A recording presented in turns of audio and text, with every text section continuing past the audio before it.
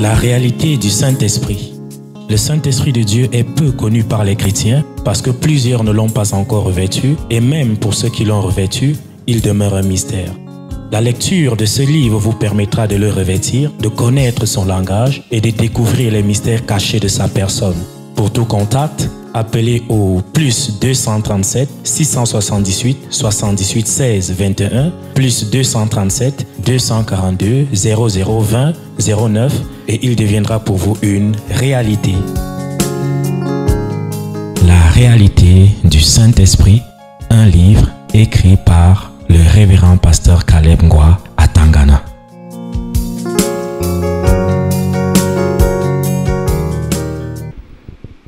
On va chez les autres là. Se lever, enrayer là. Rouge, noir. Qui es-tu? Qui es-tu? Hein? Nous sommes. Vous êtes qui? Les maris et femmes de nuit. Quoi? Les maris et femmes de nuit. Vous venez chercher quoi là? Nous sommes les repas aussi nocturnes. Quoi? Vous êtes? Les repas nocturnes. Les repas nocturnes. Mari de nuit, femme de nuit, repas nocturnes. Dis ce que tu es venu faire là.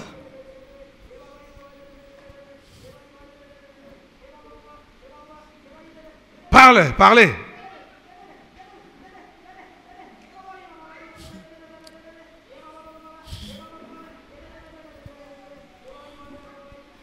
Est-ce qu'un chrétien doit dormir sans se couvrir, sans prier? Soi-disant chrétien, tu les vois comme ça là. Il y a d'autres qui dorment sans prier. Tu vois un peu. Si tu t'appelles chrétien, moi je... C'est ça qui te donne accès? Bien sûr. Puisque vous ne marchez pas avec celui qui est censé protéger votre corps et votre âme. Le Saint-Esprit. Voilà. Et quand c'est comme ça, moi, j'ai le libre. Donc, laisser quand aller. vous êtes harcelé par les maris de nuit, femmes de nuit, repas nocturnes, ça veut dire que vous êtes vide. Voilà. Vous avez compris ça? Hein? Que ça ne soit pas l'instant présent, hein? De prendre également l'engagement que Saint-Esprit, aujourd'hui, je ne vais plus te lâcher. Les maris de nuit, les femmes de nuit, les repas nocturnes, vous connaissez ces phénomènes-là dans votre vie? Vous avez compris la raison aujourd'hui? La raison c'est quoi? Vous êtes vide du Saint-Esprit, vous êtes vide. Hein? On dit quoi? Quand vous, avant de te coucher, quand on fait tes péchés, tu demandes pardon. Quand nous on trouve la tâche sur la vie, directement nous on fait le travail. Levez donc vos voix pour demander pardon à Dieu et surtout votre engagement, réengagement pour fermer la porte des maris de nuit, des femmes de nuit. Vous voyez qu'on va vous délivrer des maris de nuit, des femmes de nuit, des nourritures dans les rêves. Et vous voyez, c'est ces nourritures qui vous empoisonnent, qui vous donnent les maladies. Vous voyez?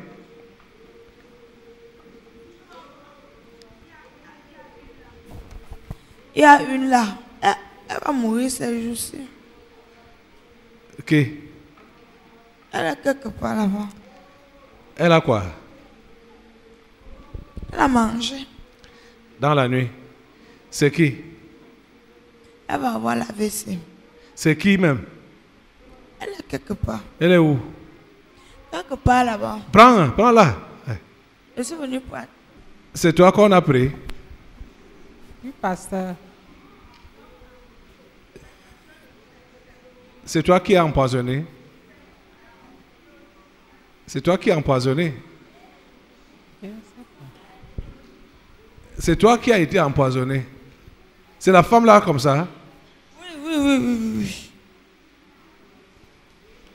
Hey, tu sais même qui lui a donné Non. la nourriture dans la nuit? Non. C'est sa co-épouse. Son mari a une petite nana. Hein. Hey. Ouais, elle a même déjà installé, tu dis, hey quoi. Hey. Hey. Mais il est déjà même à moins de 9. Je crois qu'il est à 4. Comme il voulait passer avec un 9 fort. Son mari voulait passer avec un 9 fort pour aller au ciel. Sa femme est enceinte, elle a couché cette enceinte. Il a maintenant, tu peux lui donner quelle note au niveau de la foi? Il a encore même un. Il peut encore avoir un suivant. Je ne sais pas, pasteur. Hein? Tu me suis? Je ne sais pas, pasteur, je ne comprends rien. Tu n'étais pas là quand ton mari disait qu'il peut passer avec un œuf fort pour aller au ciel. Que même s'il n'a pas la moyenne, 10 sur 20, un œuf fort. Hein? Il n'a même plus le 9 qu'il prétendait avoir, un œuf fort qu'il prétendait avoir. Jusqu'à prendre autre femme. Dans votre acte, il avait écrit quoi quand vous vous êtes mariés? Polygamie. Ah, je comprends. C'est un mauvais démon. Hein? Ah, je comprends. Donc, c'est ça qui lui donne, qui lui ouvre la porte maintenant pour dire que il peut faire n'importe quoi. Et te fermer la bouche que toi-même tu avais signé polygamie, non? Ah, je ne sais pas.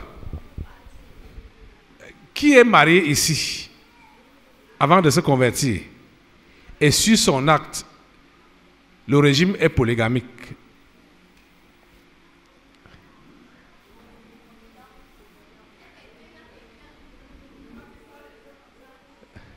Ça, c'est très mauvais.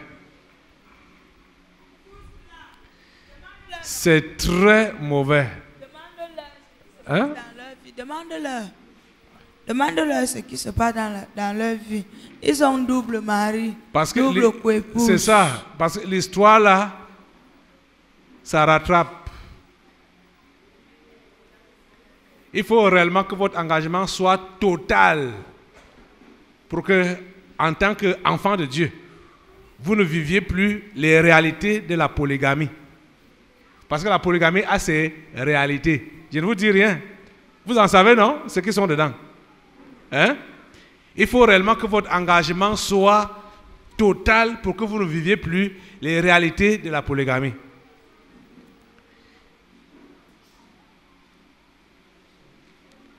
Les réalités de la polygamie, tu ne peux jamais soupçonner ton mari d'infidélité. C'est interdit. Il y a la croix sur ça. Hein? Il dit quelque chose? Tu ne peux pas. Tu vas passer par comment?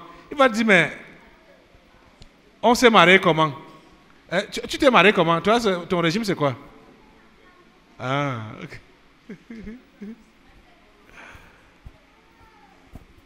Monogamique. Hein? Régime monogamique. Ok. Ceux qui sont mariés polygamie, là, avant de se convertir, montrez bien les mains là.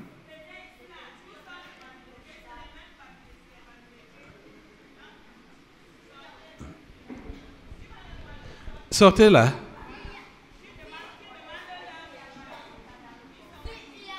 Et ce sont les femmes qui subissent, hein? Eh, Anti. Venez là. Faites un autre rang. Je vois qu'ils sont nombreux là. Et c'est beaucoup plus les femmes, hein? Qui sont dans... Il y a 2 hommes. Ah. Attends. Tanya, tu es polygame? Oui, pasteur, j'avais signé polygamie. Ta femme vient ici à l'église? Jamais. Elle n'est jamais venue. Elle n'est jamais venue? Jamais. Et tes enfants? Même les enfants ne viennent pas. Oui, tu as signé polygamie, mais tu as une seule femme. Oui, pasteur. Mais tu vois que spirituellement, tu as plusieurs femmes. À cause du papier que tu as fait là, que la porte que tu as ouverte à plusieurs femmes. Oui, pasteur. C'est la même chose avec le frère Jomo. Oui, avec le frère Jomo. Tu as signé aussi polygamie. Oui, j'ai signé polygamie. Et tu t'es marié avec combien de femmes? Je n'ai pas pris une autre femme en dehors de la première, révérend pasteur. Aïe. Mais c'est les femmes qui sont... Et les femmes, si. Les femmes qui sont là. Qui est deuxième femme? Deuxième femme parmi les femmes dans la polygamie là. Deuxième femme. Levez les mains. Bon. Ton mari vit encore, Bombo? Il est mort. Hein? Il est mort. Mais tu étais la deuxième femme? Deuxième. Tu étais la deuxième femme? Ta co-épouse vit encore? Elle vit. Comme ça? Oui. Ton mari est mort depuis quand? Depuis 2003. 2003? Ça fait même pas très longtemps. À peine 15 ans. Et toi? Oui, derrière toi. Tu étais aussi... Tu es deuxième femme? Oui, pasteur. Tu es encore dans le foyer là? Non, pasteur. Pourquoi? Parce qu'on m'a donné la lettre de répudiation. Si on ne te donnait pas? J'allais toujours partir. Hein? J'allais partir. Mais toi, tu as même été... la main de Dieu a été avec toi. Pour qu'on te donne la lettre de répudiation en tant que deuxième femme. Tu as profité seulement pour partir. Mais tu voulais... En quittant, en partant... Tu pensais que ça peut changer, non? Non, pasteur. La parole de Dieu ne change pas.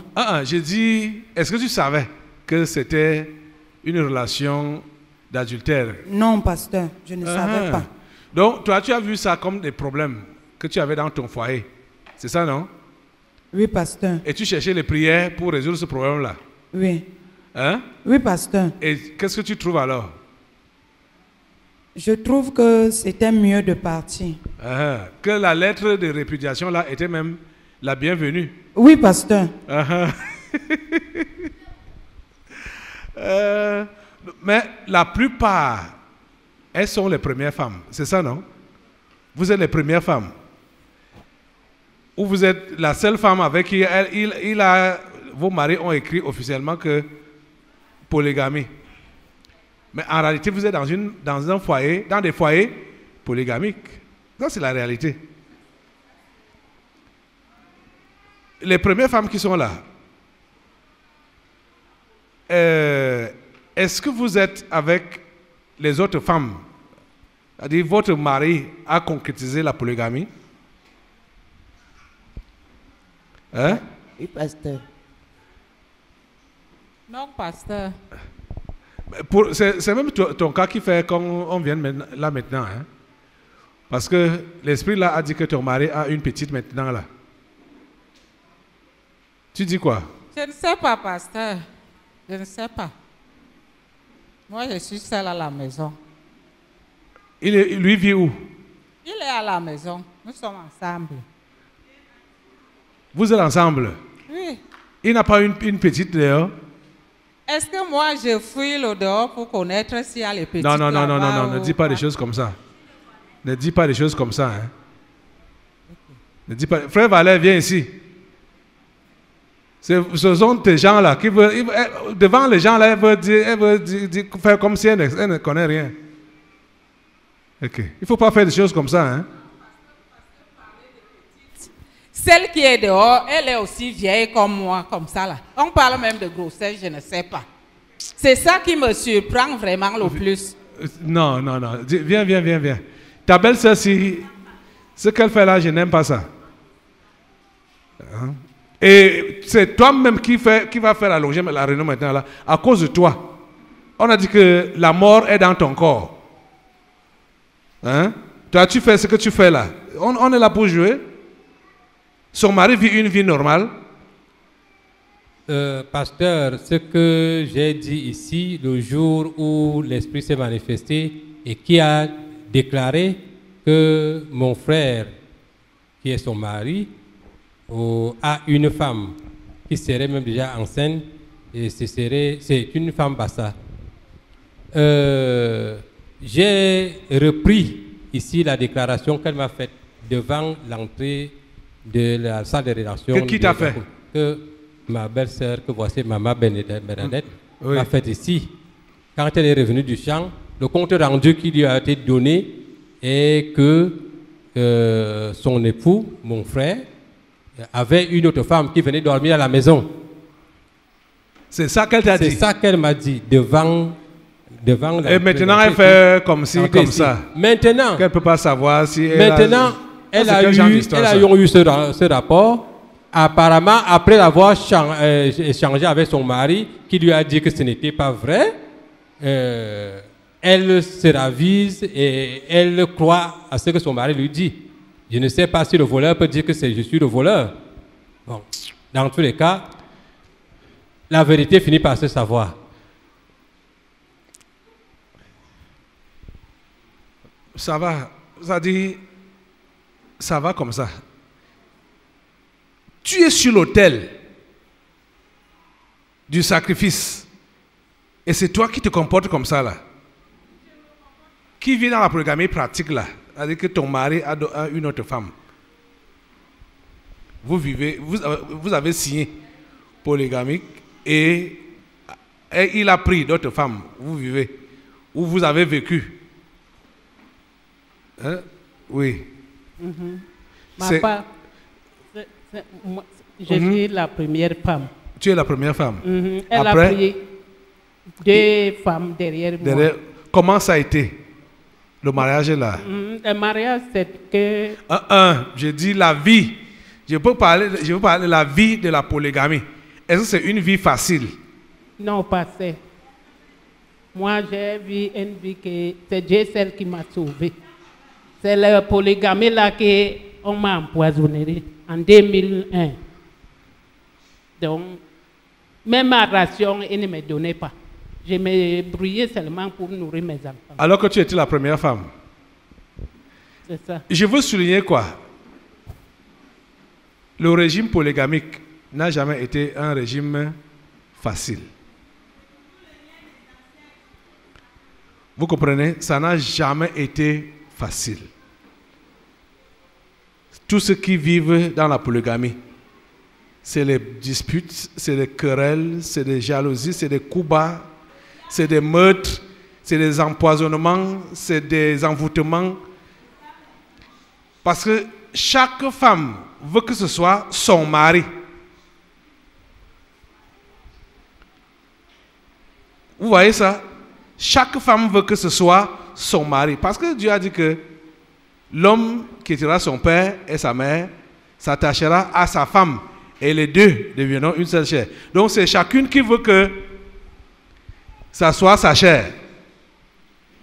Donc il faut user de tous les moyens possibles pour posséder celui-là. Donc ce n'est pas souvent évident, la vie de la polygamie. Donc c'est une vie, c'est la malédiction. La polygamie est une malédiction. Vous comprenez? Si je vous ai appelé là maintenant, c'est pour que vous puissiez briser cette malédiction-là dans votre vie. Brisez cela.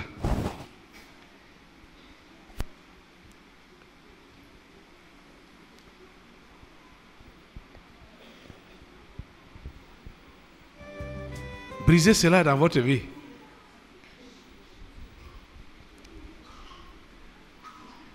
Vivant dans la polygamie, vous ne pouvez pas manquer d'avoir les couches de nuit.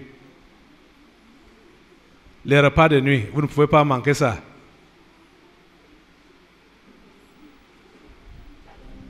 Et pour ceux qui sont des hommes là, si vous avez la possibilité de changer ce régime-là, si votre femme vit encore, de changer ce régime-là. Parce que sur le papier et spirituellement, vous avez plusieurs femmes. Tu es deuxième femme, tu vis dans la polygamie, tu es dans la polygamie, tu n'es pas marié, tu es en adultère. C'est-à-dire, celles-là doivent comprendre ça. C'est-à-dire, deuxième femme, troisième, quatrième ou n'importe quel rang que tu occupes dans la polygamie, en tant que femme là, si tu n'es pas la première femme, tu n'es pas la femme légale devant Dieu. Selon la loi de Dieu.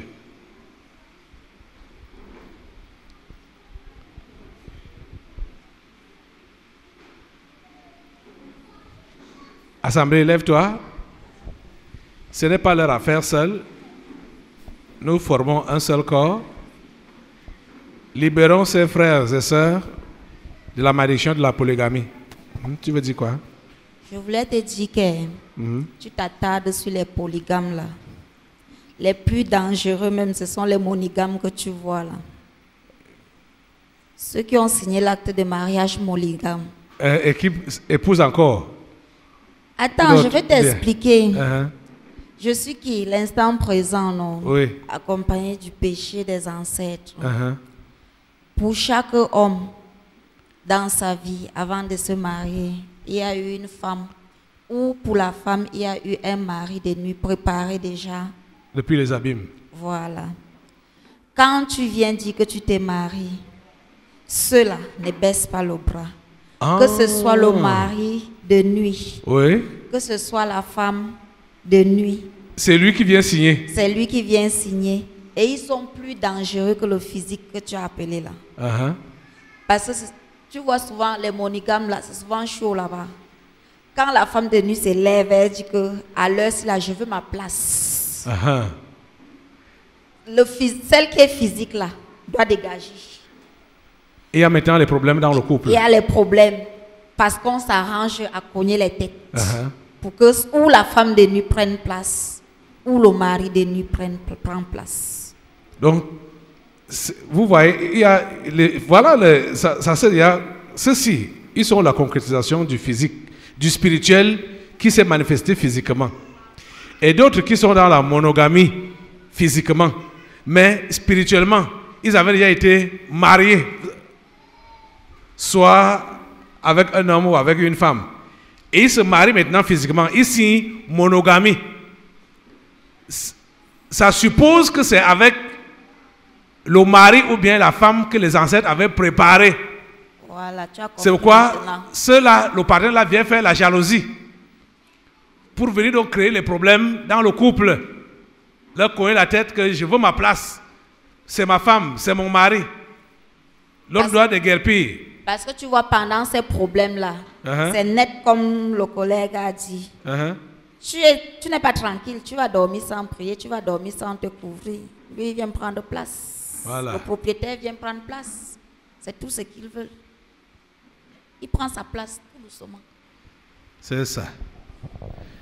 Ceux qui sont mariés ici, là, monogamie. Monogamie, levez les mains.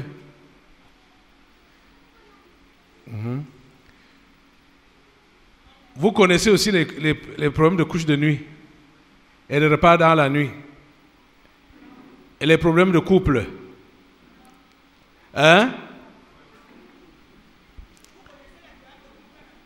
Chasser.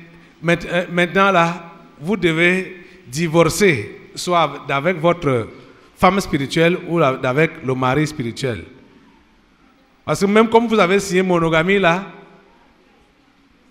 votre partenaire que les ancêtres avaient préparé pour vous, lui, il avait compris que c'était avec lui que vous vous êtes mariés. Divorcez d'avec lui ou d'avec elle maintenant là. C'est à cause de ça que vous avez des problèmes avec votre femme ou avec votre mari. Chaque fois.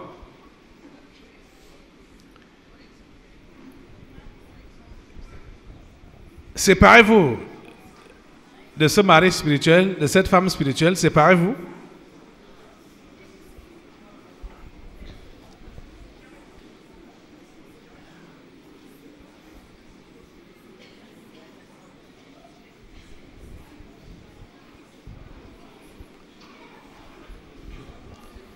Séparez-vous de plusieurs maris, plusieurs femmes, plusieurs coépouses. Séparez-vous. L'instant présent et le pacte avec les ancêtres là, vous partez dans la cage.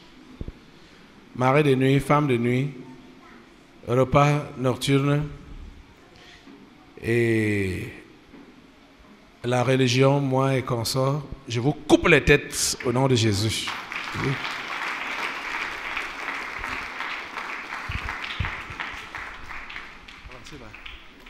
Merci Seigneur d'enlever cette malédiction dans ce corps, dans cette vie, au nom de Jésus. La malédiction la quitte votre vie au nom de Jésus.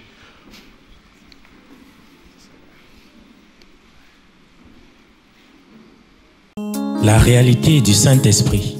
Le Saint-Esprit de Dieu est peu connu par les chrétiens parce que plusieurs ne l'ont pas encore revêtu et même pour ceux qui l'ont revêtu, il demeure un mystère. La lecture de ce livre vous permettra de le revêtir, de connaître son langage et de découvrir les mystères cachés de sa personne. Pour tout contact, appelez au plus 237 678 78 16 21 plus 237 242 0020 09 et il deviendra pour vous une réalité. La réalité du Saint-Esprit, un livre écrit par le révérend pasteur Caleb Ngwa à Tangana.